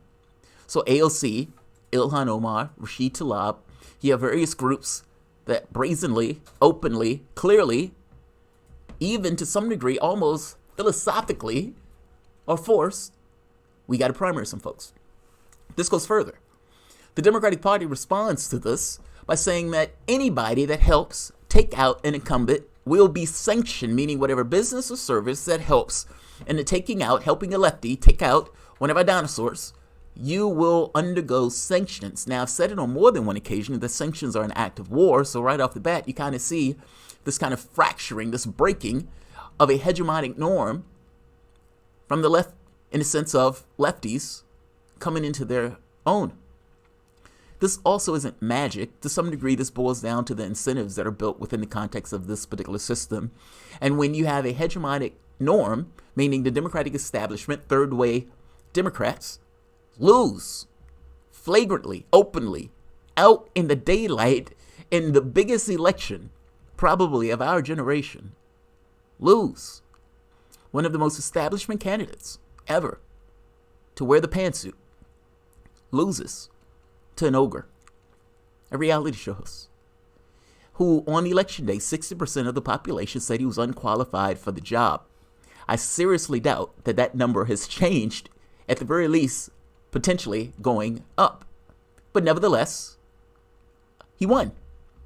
And the person who was running on the establishment end, who was, for all intents and purposes, seemingly selected, not necessarily just outright winning in the primary, because there was a lot of hijinks and cheating that went on in that primary, she lost. She lost. I'm trying to let the loss part linger because a lot of people don't accept that. But nevertheless, she lost. Lefties, in this case, gets energized. For all intents and purposes, for the last 20, 30, 40 years, we've been told that the establishment Democrats are the adults in the room. The third way Democrats are the people who know how to triangulate. And the lefties in the batch need to just sit down and just stay pat. Because ultimately, their way of going about politics is unpopular and does not have the potential to win. Incrementalism is our guide. And that is our guiding light. We will be incrementally better than the Republican Party. And that incrementalism will be the thing that allows us to win. Now, this notion of better and worse goes to a particular standard, and so that's not necessarily an absolute measurement, making that somewhat difficult to kind of measure. By the same token, the incrementalism stuff, especially when it's in the context of a Republican Party that has ran far, far, far and hard to the right, is disturbing. And yet, that has been the mantra. And for year after year after year, you got into a point where it is hard at times to distinguish between one versus the other. My argument has been that ultimately the two-party system are two wings on the exact same bird. That because you're born into a system and die into that particular system, the gradation between the two may be insignificant from a different point of view, but in the point of view of somebody born into the system seems like they're apart. But on issues of finance and war, are they? I mean, ultimately, you have two parties that agree that markets are the greatest thing on the planet, have somewhat of a utopian vision of our of our financial space and economics. And when they're looking for where to lean to when decisions come up, it seems to go against the 99% and in favor of the 1%, meaning of a particular class. That has been what we've been accustomed to for the last 40, 50 years. Despite the Democrats talking like FDR, mostly they govern at this point like Ronald Reagan. And you have a different factor in this race that does not accept that. 1,100 seats all throughout the United States being lost. Let me repeat that. 1,100 seats all throughout the United States being lost to monsters, outright goblins. And I say this to say that the Democratic Party that has a responsibility of protecting its flock, whoever that flock is, and in some sense, I would even argue, since it supposedly represents the left have a philosophical obligation with taking the blunt edges off of capitalism, if not bludgeoning the capitalistic system in and of itself, but at the very least, taking the blunt edges off of the capitalistic system. They've lost the mission, if they ever had it, as a party in its entirety. How are these new Democrats like AOC, Ilhan, Rashid, how are they supposed to get anything done, especially from the standpoint of lefty policy, with the dinosaurs in office? The only solution is to take them out. By the same token, the incumbents' only solution is to not allow that to take place. They're defending, in this case, their own. Now, I would argue something differently, that ultimately the political space is not for a particular person or faction to defend their own. I suppose you do that just kind of naturally based on incentives. But going beyond that and going into plucking candidates in various districts seem to some degree be beyond the pale, especially when that district, given its own choice, may choose someone else. As you get to the higher level of politics and you look at the presidential election, what you will find is that this is galvanized into two main choices. Do you want to stay where you are with Biden, or do you want something fundamentally different with Sanders? That war that is simmering within the party structure itself, meaning from the standpoint of the certain people trying to get things accomplished, is also being seen at the presidential level.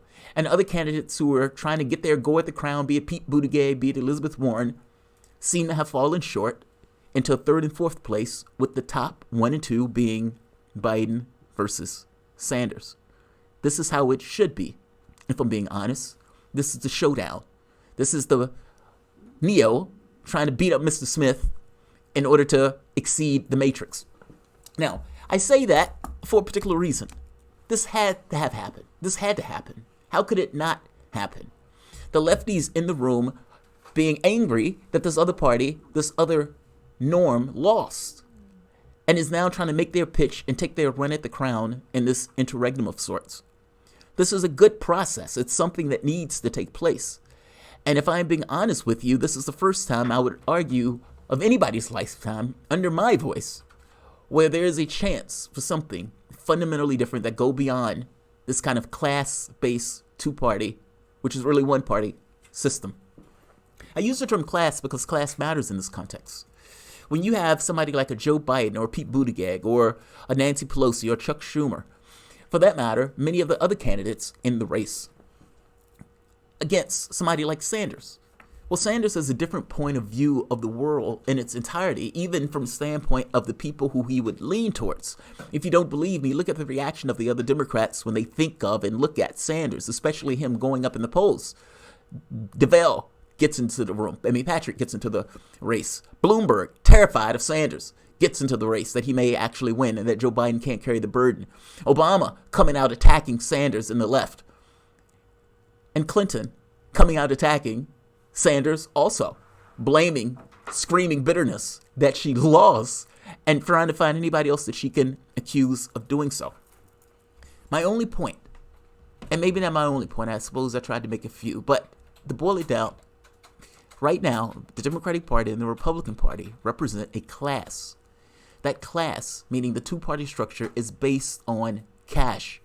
that cash, for the most part, compels a certain degree of behavior, even in the sense of where these candidates are ultimately going to end up, meaning a good package for themselves as some kind of company, whether they're going to end up as a lobbyist, or for that matter, where the money is going to be used against them in a campaign or for them in a campaign. Our political system is soaked in cash. 90% of the races are won by the side with the most cash. And the moment that you know that, if you're a political actor and you're an irrational political actor, your first response is, I need to get as much cash as possible to win. Rationally from that, you think, well, I need to talk to people with means in order to get that cash to win. The system is oriented around wealth. It doesn't have to be that way. I mean, if you look at somebody like AOC winning their race, or Sanders getting more cash than anybody else that's in the race, despite him having like no billionaires backing him, and Buttigieg and I believe it's Biden have probably the number 1 and 2 amount of billionaires.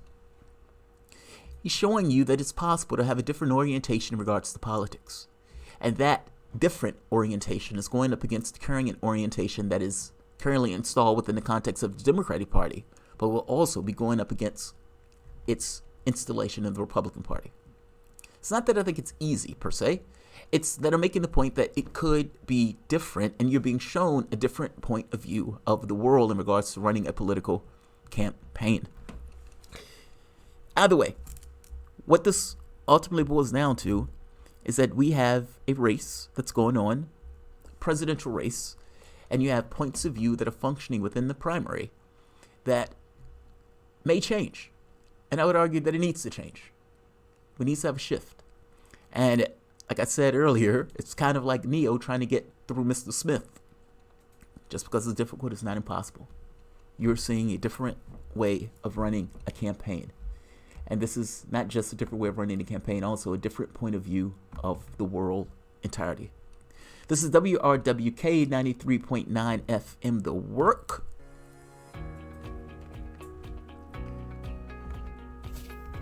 You are listening to the Progressive Soapbox Radio Show with Jamarl Thomas. Tune in live every Tuesday at 5 p.m. Eastern here on WRWK 93.9 FM. You can also always listen live online at theworkfm.org. That's WORKFM.org. Check out the website and click on the link that says Listen Now. If you are enjoying the broadcast, please consider underwriting this show or one of the other great shows aired here on WRWK 93.9 FM, your radio station of, by, and for the people. Jamarl will be taking calls during the last 20 minutes of the show, so please call in to share your thoughts and questions at 6:40 p.m.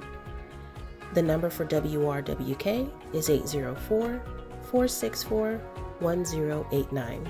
And again, the phone lines will be open only during the last 20 minutes of the show. Let's get into some polling. Now, the polling thing is interesting to me. So first, if Pete Buttigieg had a surge, Buttigieg, that surge is over. Now, this could be just because Buttigieg's campaign was entirely dependent upon the limelight. And he was essentially the next candy to be lit from the standpoint of the public and getting the public's attention. Strangely enough, Buttigieg seems to be living off of a white working class vote. Seriously, just looking at the data, that's a trend. I tend to focus on trends more so than individual numbers because the trends have a tendency to being a bit more honest. And certain trends have found themselves persisting across the country. Bernie Sanders gets the youth vote, full bore, like many times over than the rest of the field. He gets the Hispanic vote. This one was odd to me, but nevertheless, the trend seems to be true. Joe Biden gets the older vote, particularly the older African-American vote. That seems to be true. Buttigieg and Warren seems to be feeding off of the same blood vessel of the white liberal class. And that vote seems to be bouncing between the two of those. Now, these trends, and the reason why I look at these trends is because when one of these trends breaks, something tends to change. Electability seems to be the thing that has been allowing Joe Biden to live and to remain ahead. Ultimately, when you talk to Democrats, what they say is we care more about anything else. The guy who could beat Trump. And in our heads, and the people that we talk to, Joe Biden is the guy. That's the guy who we believe that we can sell to the rest of the population beat and take down Trump. Now, if you ask them, yeah, but what do you want? What do you want? Who do you trust? And when you get to this issue of trust on environment, on healthcare, on education, this goes to Sanders. It goes to Sanders. That's a fascinating trade-off. Ultimately, it's this argument and conversation between what do we love versus what are we terrified of. And what they're terrified of is losing again to Trump. I can't say I blame them, but I would make the point that those things are intricately linked. Those are linked. This notion of vision, this notion of trying to get politics or people to get involved into the political process is the way to win. Expanding the voter base is a way to win, not trading off your fears. And I hate to put off or make the point because I don't necessarily want to rub it in, but the same people who believed that Clinton was inevitable and that Clinton would win and that Mueller would get Trump found themselves to be wrong. They found themselves to be wrong. What you want is not distinct from what you need to win. And that is vitally important to understand. It's vitally important to understand. So this is Quinnipiac. Quinnipiac poll, if I'm not mistaken, this came out today. If Pete Buttigieg had a surge, that surge is currently over. Biden at 29%, Sanders at 17%, Buttigieg at 9%, Bloomberg at 5%, Yang at 4%. Now for Yang, this is a qualifying poll. Means this counts. Yang will be at the December debate. Hopefully this time around they don't shoot him down, shoot him in the foot on the questions. Meaning, in the last debate, they asked Yang the least amount, or gave Yang the least amount of time, missing the point that he is above even people like Klobuchar, who they lavished far more time on. Or for that matter, even Cory Booker. The difference in these... Okay, that's not what I wanted. All right, here we are. So the difference between the two,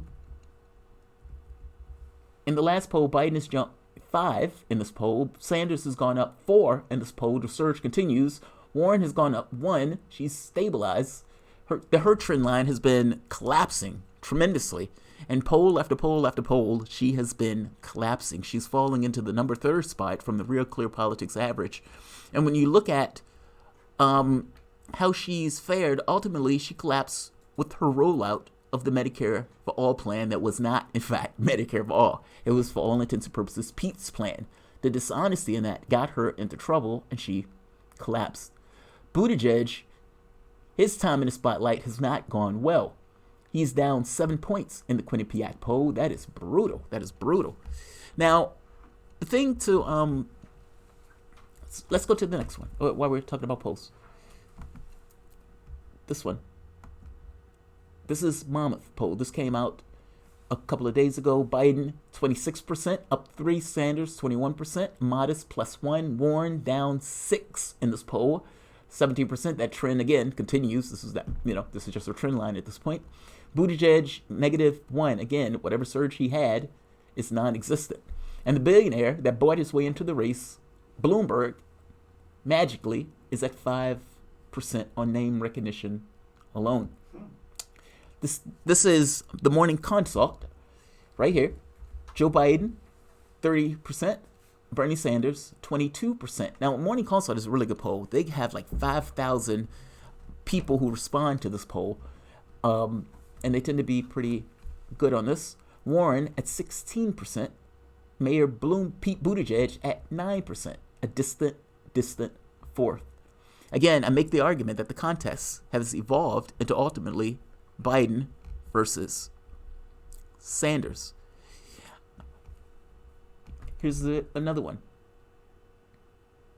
Oh, this is early state voting. Biden, 28%. Sanders, 21%. Warren, 14%. Buttigieg, again, a distant fourth. It's a close election to some degree. Initially, there was fluctuations with Elizabeth Warren bumping up to the 3rd spot. And if you're looking at early voting states like New Hampshire or Iowa, is a large white population. That large white population is a favorable demographic to Buttigieg, so he may do okay there. But Buttigieg is polling at like 2% with the black vote, which, I'm sorry, that is not enough for you to get past go. So he is taken to all sorts of steps in order to garner the black vote. These steps have not gone all that well. In one case, there was a disruption by Black Lives Matter that he tried to blame on Bernie Sanders. He puts out another document that says, I have all of the support from all of these black folks, and implies heavily that the people who signed the document are part of his circle, or people who at the very least were African Americans that were backing him. You find out that half of them were white, and you find out that the top 4 names that he put on the list, who were supposedly his top people in this particular area that were backing him, they were African Americans. One guy was a running out in the daylight, singing at the height of his lungs Bernie supporter. The other, all of them were shocked that he had included them on that list. This was a flagrant lie. That's all it was. And the media, for the most part, gave him a pass on it. Some people have brought it up, but the media, for all intents and purposes, did not hit him on this. This was a flagrant out-and-out lie in order to con a particular community that doesn't like him very much. And I got to be honest, this doesn't necessarily help. If Buttigieg can't convince the black population to give him his vote, or to vote for him, he doesn't have a campaign. I am not one of those people that believe Pete Buttigieg is a thing. I never thought Pete Buttigieg was a thing, and I always regarded him as not a thing. You must understand how we look at this, and perhaps this is my identity politics side showing that you have African Americans who on a bad year vote 90% Democrat. That number is astonishing even to me, but 90% Democrat. And that population that is encased largely within the Democratic Party looks at a candidate and says no. And the media says, hey, this guy has something, and runs with this guy as if this entire group within the party itself that is the lifeblood in many respects of the party is telling you no, and you're still telling us no. Really, you got to give this guy a chance. You got to give this guy a chance.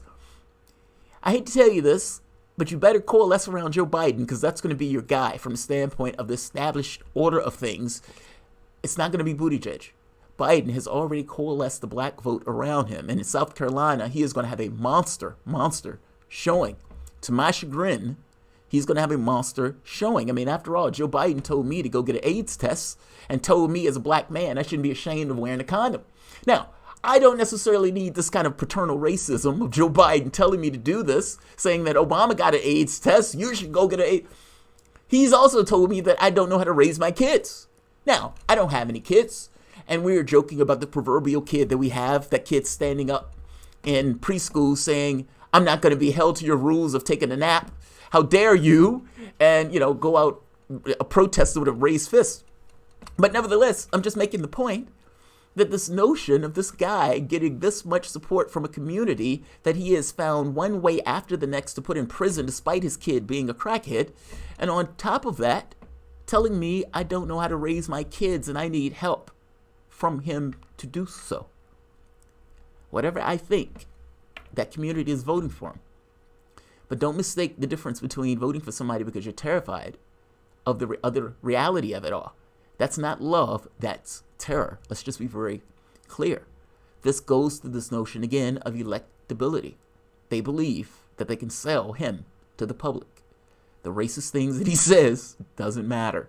Doesn't matter one iota. And this is not me saying Joe Biden is racist. That's not where I'm going with this. I'm just making the point that he says things that are offensive, not just to me. The woman on MSNBC who has backed Joe Biden, I mean, Joe Biden has gotten massive support from MSNBC when you look at the breakdown of the time that they've given to him and the favorability and the way that they talked about him. But I tell you this, when he said black people can't raise their kids, what happened? Very next skit, she said he has to drop out. She was like, she was like, this is, you can't have this. This is extraordinary. Because what she understood, Zerlina Maxwell, whatever you want to think of her, what she understood was, God, I've never heard anything this racist uttered on the television. And the white host that she was talking to, it enraged me to know that Zerlina had to explain to her why saying that black folks can't raise their kids was a problematic thing to say from the perspective of the black people who he's saying this about. Now, I look at this and be like, oh, this is utterly terrifying. And yet, I look at South Carolina and they say, we don't care. We don't care. That's Uncle Joe. We know who Uncle Joe is. Now, how do you pry support away from him in that way? I don't know, but I tell you this, nobody else in the contest has figured out a way to do so.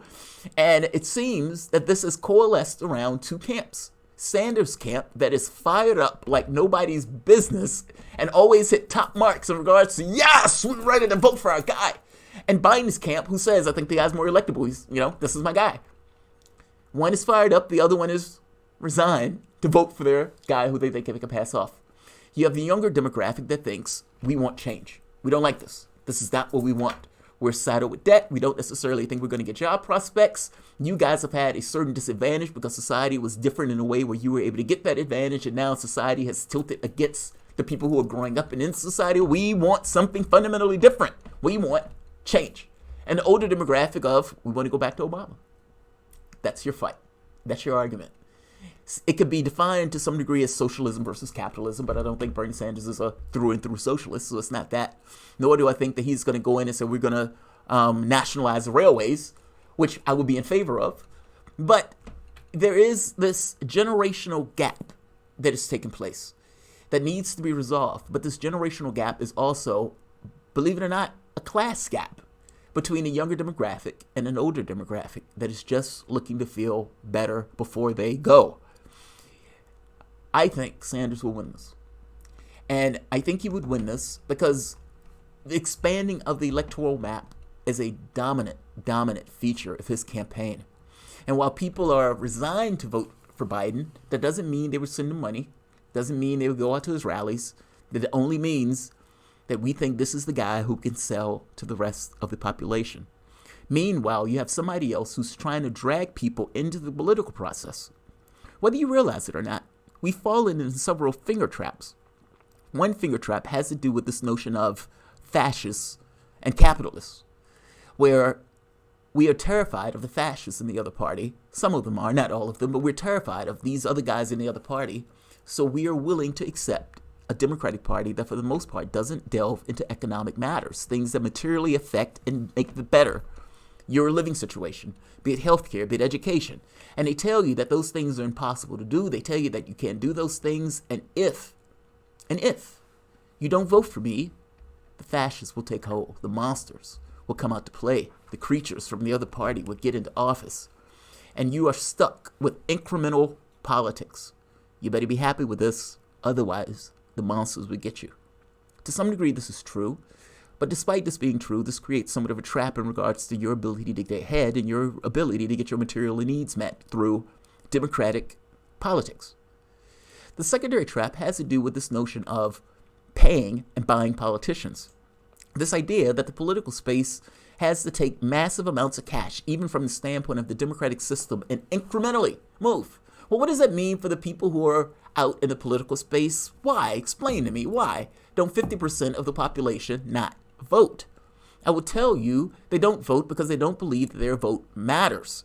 If you see a political system to you that looks like a circus, you have one class that for the most part has captured both, and these guys fight on issues of identity. They may get into moderate, tepid economic measures, but ultimately they're falling over themselves over issues of culture wars. That doesn't affect me materially, many people would say. I don't see how my vote translates into anything that comes back to me in a material way. Votes, after all, are supposed to be transactional. You don't throw your vote into a contest and the person is a beauty queen and just stands there. The person is there to operationally do stuff, and that vote needs to translate into something. My point here is, if you have this contest where it seems like the people are utterly and entirely detached from your everyday life, then you may not participate in that contest. And in the raising of money and the raising of cash, and you have this race to the bottom where the only people that come out to vote are think, well, we need to keep this guy out. We need to stop this guy from getting in office, as opposed to we need to get things operationally done. Those are two drastically different ways of looking at the political space. And I tell you that pulling people into the political process, if you had even 5% of the population to come into the political process, meaning expand it by 5% in the presidential election, you're talking about a landslide. What came out recently was that Sanders, talking about Iowa, had expanding the voter demographic by 14 to 30%. Meaning people who are going to turn out to Iowa has been increased by 14 to 30%.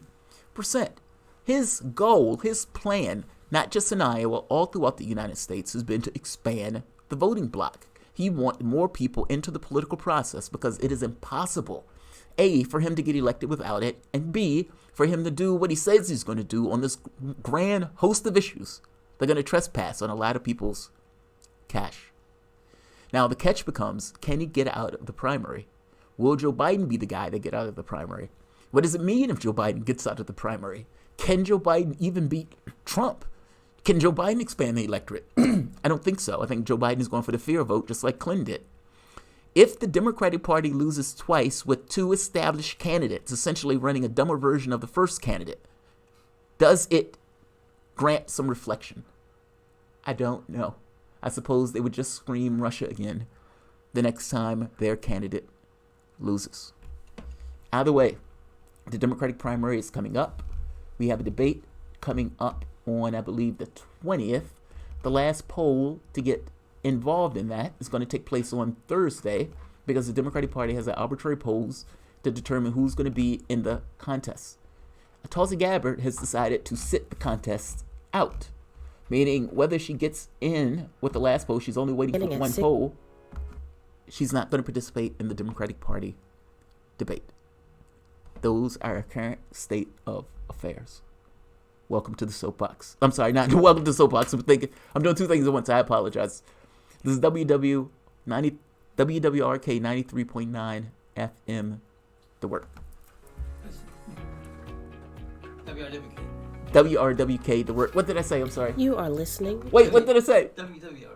Oh, I'm sorry. WRWK 93.9 The Work. I'm sorry. I was doing two things at once, and in doing two things at once, my mind slipped into something else. I apologize. This is WRWK 93.9 FM The Work. We'll be right back. I'm sorry. My bad.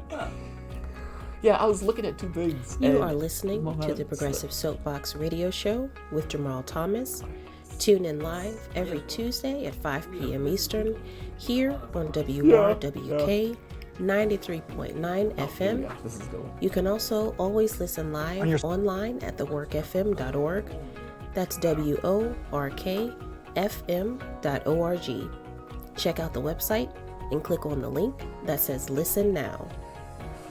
If you are enjoying the broadcast, please consider underwriting this show or one of the other great shows aired here on WRWK 93.9 FM, your radio station of, by, and for the people.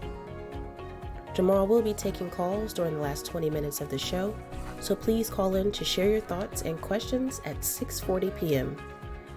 The number for WRWK is 804-464-1089. And again, the phone lines will be open only during the last 20 minutes of the show, beginning at 6:40 p.m. This is WRWK 93.9 FM The Work. We are back. So, going beyond the polls for a bit, Joe Biden is running in a race, and for the most part, I got to be honest, Joe Biden has withstood several months. And I've been wrong on this point, at least up to this point, because I did not believe with my own eyes that Joe Biden could withstand a primary, especially a primary that has moved as far to the left. Now, my assessment of this missed out on one stick-to-it factor that has ran with Joe Biden that has been his calling card. Electability. This fickle mistress, this thing, this amorphous thing that people who bump into other people who have certain ideas of the world and certain agreements of the world, and they talk to each other, and then talking to each other, they come away and say, Joe's our only hope. My great aunt said that. My mom, who's a Bernie supporter, was talking to her, African-American woman, elderly, and she tells my mom intently, looking her deeply in the eye, Joe Biden is our only hope. And my mom pleading with her, why do you believe that? Why do you think that? Why do you believe Joe Biden is your only hope? Joe Biden is the only person who we can sell. Now, I don't know if she said Joe Biden is the only person that we can sell. I'm being facetious on that one. But she was very clear in her assessment that that's the only guy that can beat Trump. And the catch here is that seems to be replicated all across many African Americans. Again, to my chagrin, I find it to be an unfortunate series of events. In the same way that I thought it was an unfortunate series of events that Hillary Clinton was garnering such African American support. Also, Joe Biden has several issues, though, as a candidate. He's a different person from what he was. He's a shadow of a man of what he was even going back to 2008. In some respects, he doesn't know where he is, meaning I literally have video of recent Joe Biden not knowing where he was, has a hard time holding a cohesive thought, and has gotten bullied on every debate stage. You better find out if your candidate has a glass jaw now. And you also need to find out whether or not the attacks that are leveled against that candidate draw blood. The primary is the time to figure that out. The media has been protective of him. When Julio Castro made a small jab about Joe Biden's memory, and the press flipped out, how dare you? How dare you talk about that man's memory? You're only supposed to talk about that in private, not aloud, where people can hear. As if the public is unaware that Joe Biden seemed to have cognitive glitches when he's engaged in a particular conversation over any particular period of time. Hunter Biden has come into the limelight. Recently, it's found that he's had a child that he said wasn't his by one of the women that were in the strip club. Apparently, also, there was strong rumor, that he was apparently doing crack in that strip club in the champagne room. No sex in the champagne room, supposedly no crack either. And, of course, the money trading off of Joe Biden's name. Now, the media is pretending that the notion that Hunter Biden was trading off of Joe Biden's name is some sort of Russian operation, PSYOP operation, and that people with their own eyes and their own common good sense can look at a situation and say, it looks like he was being corrupt. And you can go through Joe Biden's history with his son, be it on credit card issues, or Ukraine, or even for that matter, even China, and find that there's a certain degree of corruption that takes place that the media always recalls and calls it soft corruption, if they call it corruption at all. He's being asked questions about Hunter Biden, though, and he's indignant about it. He recently fat-shamed the guy, challenged the guy to push-ups, when the guy brought up Hunter Biden getting $50,000 to $80,000 a month at a job where he had no experience in a country where he had no experience in. That topic is not untoward. That is a fair topic of conversation. If you're calling Trump corrupt, it's perfectly fair and honest to look at you and determine whether or not what you and your kid was doing was corruption also, especially when it looks like it went over the course of multiple decades. He may feel some kind of way about the Hunter Biden question, but that question is not going away, and it is perfectly reasonable for that question to be asked. Here is Joe Biden angrily dealing with this question of his kid. And I have to be honest, listen to his answer. His answer is massively unsatisfying, and nobody in their right mind is going to accept this answer from Joe Biden. Your son, Hunter Biden, President Trump says, Sleepy Joe has real problems. Reminds me of Crooked Hillary and her 33,000 deleted emails. A lot of the Ukraine charges about you have been debunked and were unfair. There's one thing that a lot of Democrats even do wonder about, and that is Hunter Biden, your son, was getting paid a lot of money to serve on the board of a Ukrainian energy company facing serious corruption charges. You were the vice president running point on Ukraine. The average Joe hears that and says, that sounds fishy. What's your understanding of what your son was doing for an extraordinary amount of money? Joe, it's not just the average Joe.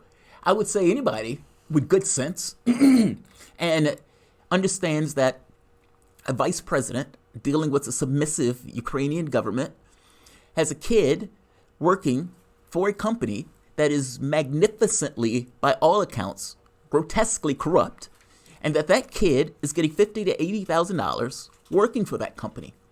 And somebody would ask the question, a reasonable person, is it possible that kid who had no experience in either Ukraine or natural gas in the Ukraine, is it possible that that kid was getting that money just because it's Joe Biden's kid? Or, more apropos, the vice president's kid.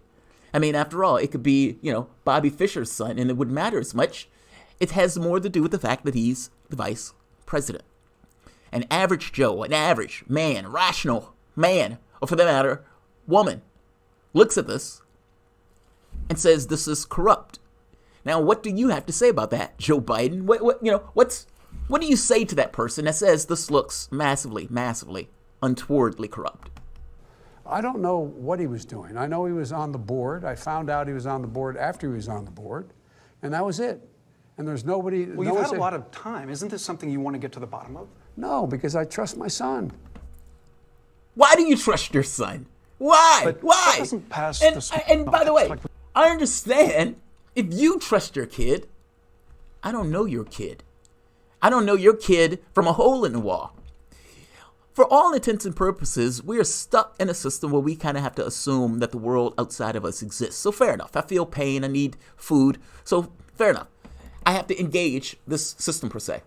I have assumptions of what the outside world from the standpoint of my mom or my aunt or my wife on who those people are. But those assumptions are always to some degree going to be off just because there's a difference between who I am versus who they are.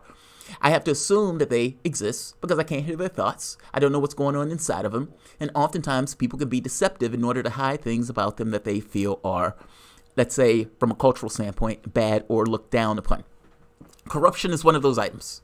Now, if corruption is one of those items, and you, who I like I say, I have to assume that my wife and the things that go on from the standpoint of my wife, you are several factors away from me. And in several factors away from me, despite whatever you believe your son is working in a way that seems to be taking advantage of his dad's standing. People are going to have problems with that. Clearly. You saying, I trust my son, may be good for you to trust your son, but the rest of us don't have that luxury. Okay. This looks massively corrupt. Thanks. This looks massively corrupt. We have a caller? She didn't want to be on air, but she said she had a question. Go for it. I'm sorry. She said she had a question. She wanted to know about looking into the corruption of the Trump kids. Yes. Maybe slightly different topic, but still the same thing, a parallel universe. I gotta be honest. I don't I don't want corruption in government at all. Yeah. Just as an absolute. And whether that's Joe Biden, whether that's Trump, whether that's his kids, I don't want it at all. I think the difference here is I look at one and say that what's good for the goose is good for the gander. Mm-hmm. I accept that Trump and his kids are corrupt. Mm-hmm. I accepted that from day one. I mean, so that wasn't necessarily a shock to me. It's just like me saying I accept Trump being racist. That wasn't, a guy gets on an escalator, so I think a few Mexicans are rapists and drug dealers and a few are good people. That kind of tells you who the person is. Mm-hmm. My point is, I'm not blown away by the corruption that's associated with the Trump kids. No issue. I agree. Now, whether you can prove that in a way that stops them or puts them in prison and all that other stuff, I would say a lot of people around Trump has gotten locked up. The kids have not. Whatever you want to say about it. You can't say that the government haven't been trying to find ways to go after the various elements of the Trump campaign. They have. Many of them have been locked up. So whatever you want to think of it, they didn't get his kids. They didn't lock his children up. So I feel you. It's corruption in almost an esoteric way where you're like, I know that SOB is corrupt, even though we can't get our hands on him yet. So fair enough. But that doesn't mean that when Democrats are making this very pro-corruption argument, that you have a candidate who has a history of his family trading off of his name, that should be ignored, especially if he's running in a political campaign and he's trying to make this argument that we should put him in office over the other guy, especially when there are, 10 other candidates, so there are going to be, 8 on the debate stage that don't have this baggage hanging over their heads. So it's not, this is not rah-rah Trump just because I'm putting a knife in Biden on this. I'm just making the very basic point that any human being who got drummed out of the military for some kind of crack habit and ends up with a situation where, and again, this is horrible. Joe Biden found that his mission in life was to lock people up for drugs. He put one black body in prison after the next. And they knew that there was a distinction between crack and cocaine, even though these things have somewhat of a chemical makeup. And he understood that was the difference and the reason why more African Americans were going to prison than whites. And it didn't matter. He still did it. Yep. And his son was a crackhead. So, pity the billionaire, pity the devil in this case. I don't. He is running in a political campaign, and you better find out whether he has a glass jaw now, as opposed to finding out when he gets out of the primary and he gets flattened by Trump on that debate stage night after night after night, calling him glass jaw, Sleepy Joe, making all sorts of names for his slow mental systems of sorts. They will do that. That will happen when he gets out of the primary. This protecting him. They're being nice now. They're being nice. They're protecting him. And I make the point to you that protection is not a positive attribute. No, it's not. It's not a positive attribute. So we need a fighter who's dishonest enough that the Democrats will let him in. Is that what you said? We need a fighter who's dishonest enough. I guess my point here is just very basic. I grant that I think Trump is corrupt. Granted. That's not what their impeachment is on, but I grant it that it's not. They couldn't prove it. And whatever they come up with for the standpoint of Trump, it would apply to the next Democrat. A lot of this has to do with protecting the next Democrat that comes in office. If you impeach the president over something that a Democrat may do when he gets in office, that would be a problem for the next Democrat. So what do you do? What do we think we can get him on? What can we constrain it to that doesn't in any way adversely fall back and hit us? And they have to go to something that they think they can, at the very least, lay all of this on. So my point is basic. It's not so much that I don't think that Trump and his kids aren't trying to game the system in some way. That's not it. But that doesn't mean that you ignore Joe Biden and his pitch to run for office. And in ignoring that, pretending as if that there wasn't some corruption going on where his kid was trading off of Joe Biden's name. Sure, hang on a second. Not to mention, I remember talking to many a Democrat, where the moment that you would bring up something that was missed, they would scream, "Whataboutism?" That's whataboutism. That's whataboutism. There was somebody else, another caller? Another comment? What's the comment? Ramon is calling? Oh, she's on? Ramon. Oh, what's going on, man?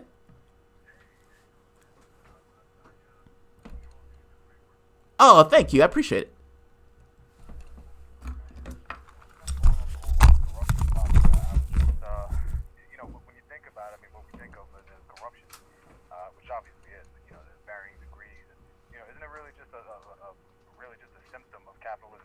Yes. Isn't it just nepotism? Yes. And we see it's so common, and you see it in the workplace here. But eventually, the elites will just develop some sort of super class. It's just their family is above everything else. It's almost like kings and queens, right? It's like kings and queens. The new aristocracy. Yeah. But it is. It's not a bug. It's a feature. I agree with you. Think of it from the incentive standpoint. You have a kid. You want the best for your kid because you love your kid. And in a position of authority or in a position where you're in a company or something like that, you think, well, I want my kid to have a decent and good life. And I want to provide for that kid in some way for that kid to have a decent and good life. So what do? You try to economically and financially help him in a way that makes him secure later on. It's the most natural thing in the world to do. That's what they were doing with the college stuff, where they were paying off those colleges to get those kids in college. Again, you look at the parent and you think, why wouldn't the parent do that if the parent thinks they can get away with that? And it says, well, that parent should have morals. That's their kid. What are you talking about? Like, they think I can make a better way for my kid, and so you try to make a better way for your kid. Why wouldn't you do it? And look, I do this. Yes.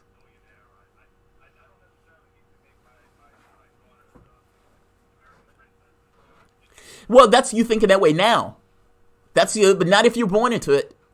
So honestly, let's be honest. As human beings, we may look at other people and we point and say, God, that person should have did that. But fact is, if you were in their position, in their shoes, you would have done often the same thing. Your value set would be different. How you think about the world would be different. You may think, my parents made this, and somehow, just by being born into it, I'm worthy. I'm special. God shine down on me for this. And you other sniveling, swamp dwellers, it sucks for you all, but I'm special. But I guess I'm making the point that if you were born in a family that way, And that family, for the most part, just raised you as one of them.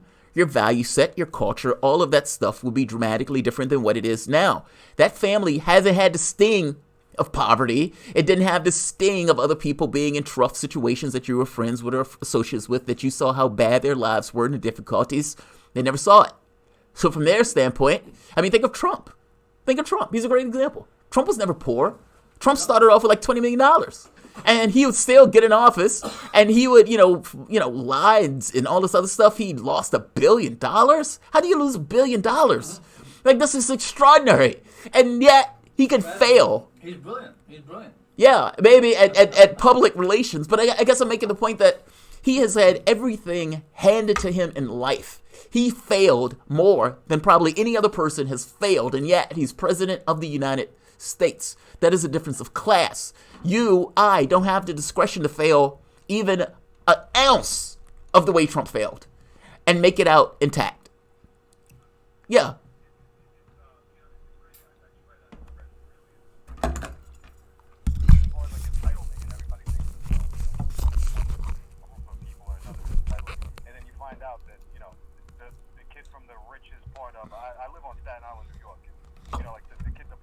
The richest part of town, all the way down to, the kids like, just struggling, living in the projects. There's actually a very similar feeling of entitlement, even amongst these two kids. Interesting. So it's interesting, just kind of thinking of it that way. Dude, I thank you for calling in, man. I appreciate it. Happens at all levels. Yeah, I get your mind. No, I appreciate it. Yeah, I would imagine it would happen to some degree at all levels. I mean, people function in a particular way. I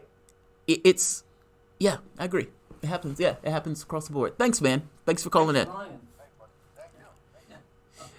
All right. Well, we're 4 minutes towards the end of the show.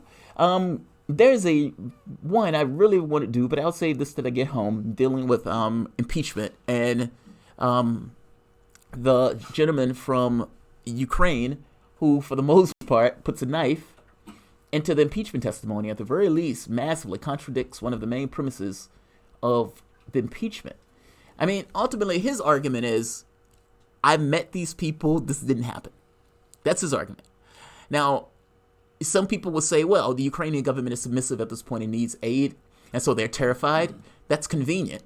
But, you can make the same argument that these guys are corrupt and they want to get Trump, in which case they're trying to make this stuff up or pushing these guys to make this stuff up. But all I have is what I have. And what I have is what I know is a partisan party that is trying to take down the president of the United States. They used initially a Russia item, and I haven't even got to the IG report, where the IG report goes into some of the stuff that these guys were doing using the Steele dossier in order for the FISA warrants, and they knew the Steele dossier was essentially dodgy. That IG, I have issues with that IG. He's done this twice, where he would do a report and he would put some damning items in the report and then comes out, but all good, nothing to see here, folks. And that would be the headline. And he read it to it. He was like, how is this all good? How is this nothing to see here? But whatever. There's going to be a secondary report that comes out. Bill Barr has already said he disagrees with the report findings. And Bill Barr is looking into further information regarding the report. And he's using criminal charges, meaning that he has more subpoena capacity than the other gentleman did for the IG. And he's already had a conversation with him saying, yeah, I disagree with your assessment on this. So we're waiting for Barr and John Durham's report to come out that would be further and more expansive. But be skeptical. Be skeptical. Understand that media has a perspective of the world, and it indoctrinates the public with that perspective of the world. And you're inundated with it from the time that you're born to the time that you drop dead, where they try to convince you and tell you that the world is this way. Be skeptical. That is all I guess I try to make the point on.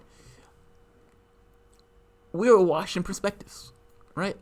I mean, in many respects, those perspectives are relative to one another. If I take a political disposition that I think that capitalism is the greatest thing on the planet, I can't contest that. It's your point of view. It's how you see the world. It's subjective. The moment that you start putting that to real things, then now we can have a conversation, because your perspective, that subjective perspective of the world, is associated with the real elements. I often say that ideology is a bad substitute for reality, and it's for those type of reasons. The key is there is nothing being imposed upon you from the standpoint of God. You're in an open game space. And in that open game space, you choose and determine what you believe from the standpoint of point of view is right and what's wrong. That standard is to some degree imposed upon you, but to some degree that standard is also either accepted or denied by you. And we try to find our way in the world in such terms. Oftentimes, people don't necessarily articulate that as an entire ideology. However, in some cases, they do. My point, and the point that I try to reach, is this issue of class. That regardless of what point of view you want to have in the world, there may be a top 1% that take a point of view that they are worthy of all the gains, even $100 billion that come to them. But there's a counterpoint of view of saying that in our society, the resources of this country, of this world, should not be used and exploited to the tune of taking it to the top 1%. That it takes us to run those stores, to buy those products, and us to make this society work. And we need to rethink how we go about our affairs, especially in this regard. So I'm going to say like, share, subscribe. This is WRWK 93.9 FM, The Work, signing off. All right. And I want to mention, just in passing, that the thoughts and opinions contained in the following, in the preceding broadcast, are those of the hosts and guests and not the staff or volunteers of WRWK, LPFM, or the Board of Directors of Synergy Project. And much as we love to have a good, lively discussion, we don't want you to think that these are set in stone or the policy of the station. We want to have a conversation. We want the community to have a conversation. So if you'd like to hear yourself represented, well, come on down or call on down, and we will make space for you. This is your community station, and we want to talk about the things that affect your life. Right now, I'm going to put you back into our pre-recorded loop, and we're going to start with a show called Magical Mystery after a couple of announcements, and been nice for you to stop by. Hope you continue to enjoy. And here comes the loop. All right, we're going to end this. Thanks, guys. Like, share, and subscribe. And I don't know what Fred is talking about the Hillary support. But I'm pretty sure it's something that you guys are taking and running with out of context. But guys, thank you for joining. Like, share, and subscribe.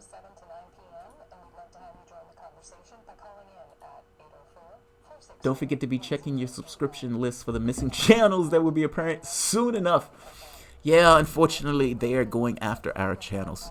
But while we're still here, like, share, subscribe. Thanks all.